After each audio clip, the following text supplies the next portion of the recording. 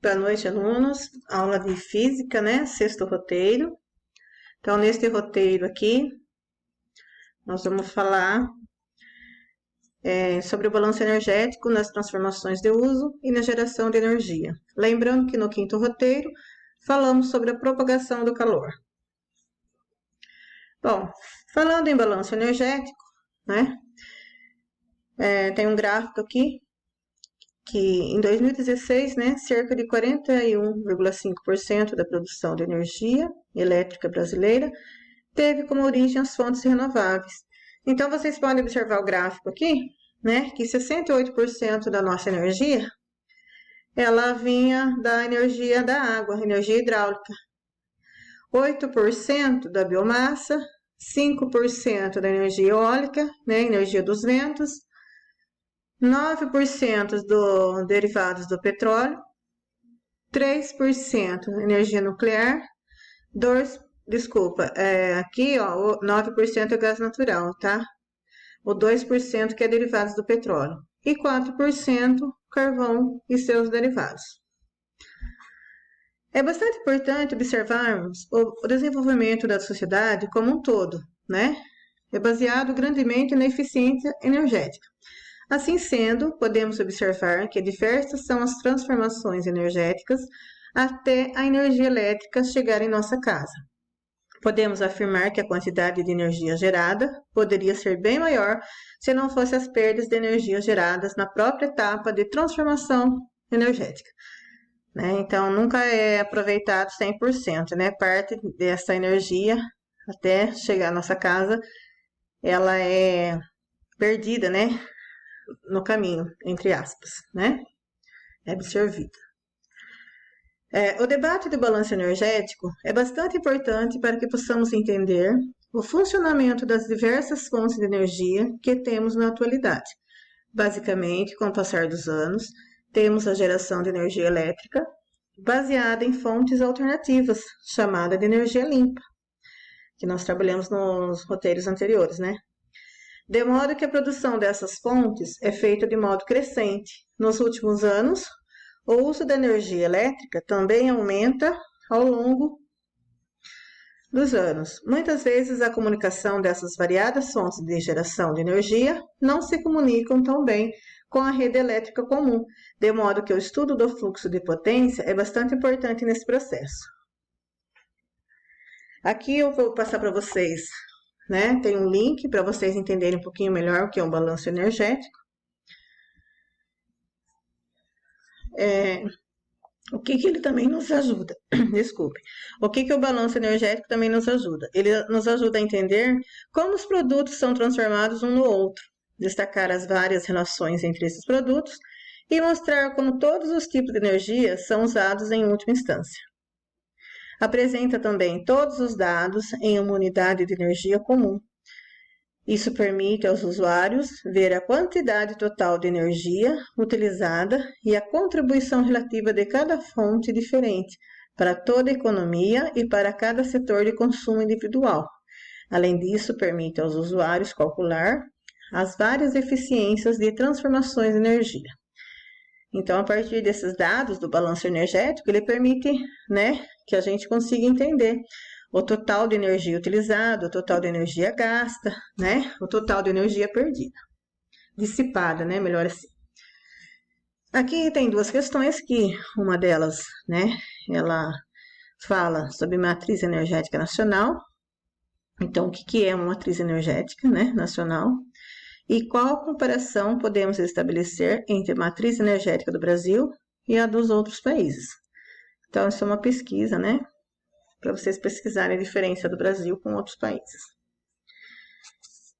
Vamos falar um pouquinho agora de calor como energia, né? Então, provavelmente, você já viu em filmes ou em vídeos a produção do fogo primitivo por meio do atrito de pedaços de madeira. Se você já levou aquele tombo de calça jeans, com certeza já teve o joelho queimado, né? Certamente, em dias de baixa temperatura, já esfregou uma mão na outra para se aquecer. E por que será que isso acontece? Então, nesse tema, nós vamos, né, ver como o calor pode ser convertido em energia mecânica e nos beneficiar por meio de movimentos mecânicos. Ao levar um tombo de calça jeans, seu joelho queimava, porque o atrito da calça com a pele em alta velocidade produzia um calor excessivo, machucando a pele. Já o aquecimento produzido ao esfregar as mãos também é resultado do atrito em alta velocidade.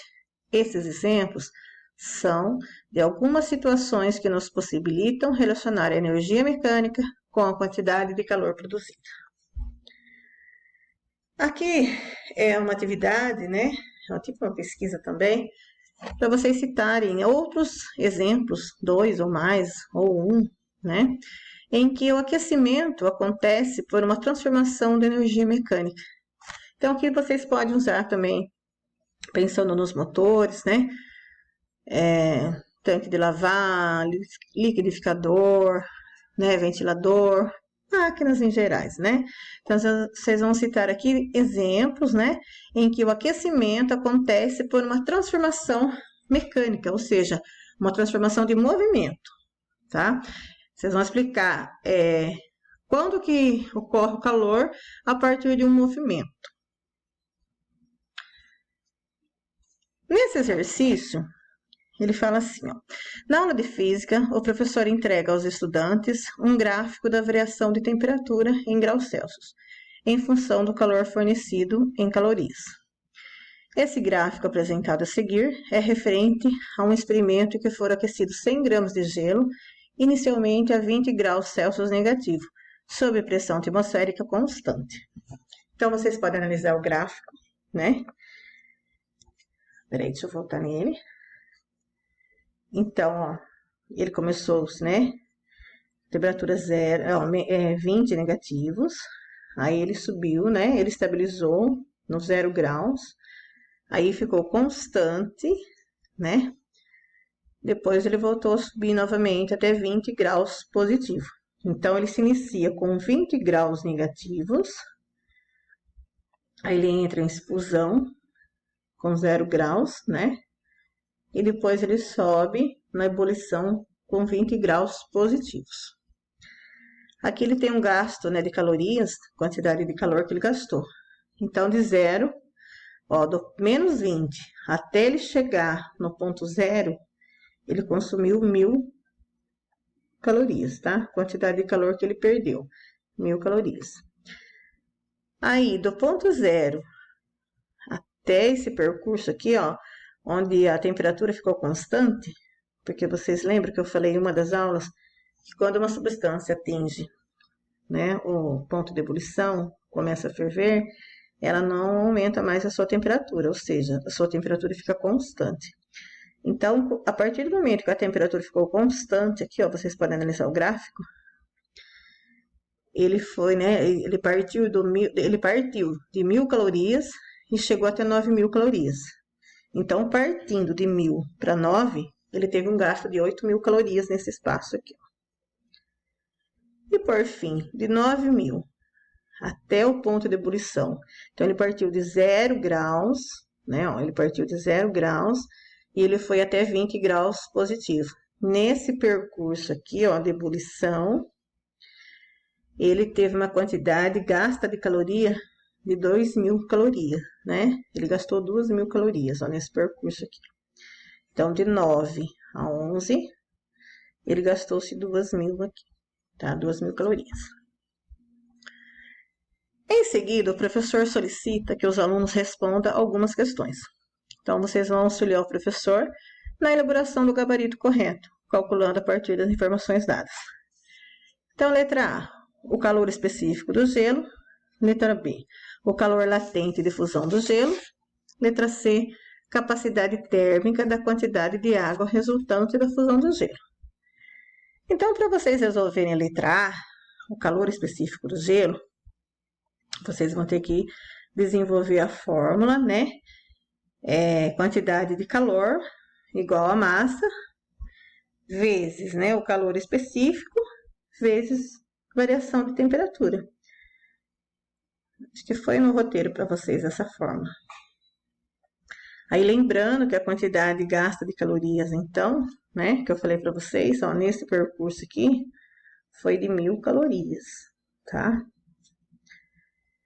Aí, vocês têm que analisar a massa, né, que é 100 gramas, o calor específico que você vai calcular e a variação de temperatura. Então, estava 20, menos 20, negativo para zero, né? Aí, vai ficar lá 20 menos zero, ele vai se tornar 20 positivo, tá? Então, daí vocês só vão multiplicar 100 vezes 20, né? Depois vocês vão isolar o calor específico, a letrinha C, e vai dividir o Q, que é a quantidade de calor, né? Pela multiplicação de 100 vezes 20 aí, que vocês vão achar o resultado do calor latente. Lembrando que o resultado é obtido em calorias por gramas, né? Calorias por gramas graus Celsius, tá? Vocês têm que colocar essa definição para calcular o calor específico do gelo. Na letra B, em calor latente de fusão do gelo, aí vocês vão analisar aqui que eu falei para vocês, ó. Então, a Q, né? Aí seria a fórmula Q igual a massa vezes o calor latente. Lembrando que a quantidade de calor aqui que eu falei para vocês, ó, parte do 1000, vai até o 9000, então a quantidade de calor aqui seria 8000, tá? Aí vocês só jogam na fórmula, então 8000 igual a massa, que é 100 gramas, né? 100 gramas, vezes o calor latente. Aí vocês vão achar qual que é o calor latente. Lembrando que a unidade final também é caloria por grama, tá? E a letra C, que é a capacidade térmica da quantidade de água resultante da fusão do gelo, voltando no gráfico, vocês vão usar a fórmula, né, da capacidade térmica, vocêsão, igual a massa, vezes o calor específico. Então, lembrando que aqui, ó, você lembra que eu falei para vocês que a quantidade de calor, o valor de Q, né, vai ser 2000 calorias, porque ele parte de 9000 para 11000. Então, a quantidade de calor aqui, ó, 2000. Aí, só jogar na fórmula e multiplicar. Multiplicar e dividir também. Lembrando que a unidade final, caloria, aqui, por graus Celsius, tá? Voltando em balanço energético, né? Então, o que seria o balanço energético? Então, o balanço energético é a quantidade de energia que entra em nosso planeta, que entra, né? Que é absorvida em nosso planeta, em relação à quantidade de energia que deixa a atmosfera, né? Tipo assim, rumo ao espaço. Então, é uma relação que entra e ao mesmo tempo que se perde, que se dissipa pela atmosfera, tá? Esse seria o balanço energético. Bom, aqui, olha, eu passei, né, um mapa mental, né, sobre o calor. Deixa eu pegar meu óculos agora, que senão eu não consigo ler. Então, o calor, né? Eu passei minha definição aqui para vocês, ó. É energia em movimento entre dois corpos, né? Então, calor aqui é energia em trânsito. Processo de propagação. Então, são três, né? A condução, a convecção e a radiação. Na condução, o calor se propaga de átomo a átomo, né? A condução, ele vai sendo conduzido. Tipo assim, vocês podem analisar também uma barra de ferro ao ser aquecida. Aos poucos, a barra vai sendo aquecida. Então, a gente chama de condução. Aos poucos, vai conduzindo. O calor vai sendo conduzindo.